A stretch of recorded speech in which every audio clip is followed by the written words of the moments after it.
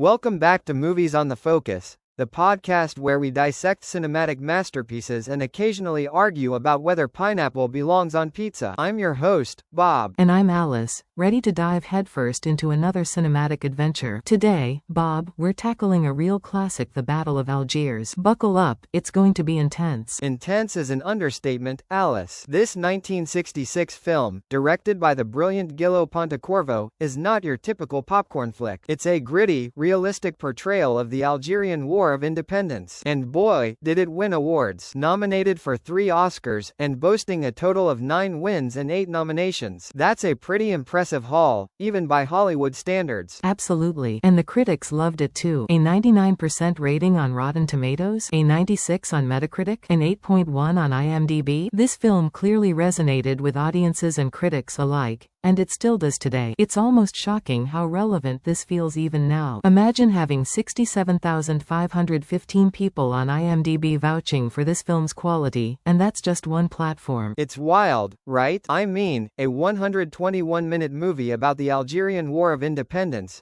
with a runtime exceeding many modern blockbusters, and it's still gripping audiences. That's good storytelling, Alice. The plot, focusing on the clash between the French forces and the Algerian rebels, is incredibly compelling. It's not just about the battles though, it's about the human cost of war, the brutality, and the lasting effects on everyone involved. Exactly. And the way it depicts both sides, showcasing the tactics used by both the French and the Algerians, it's powerful stuff. I remember one scene in particular, the bombing of the cafe.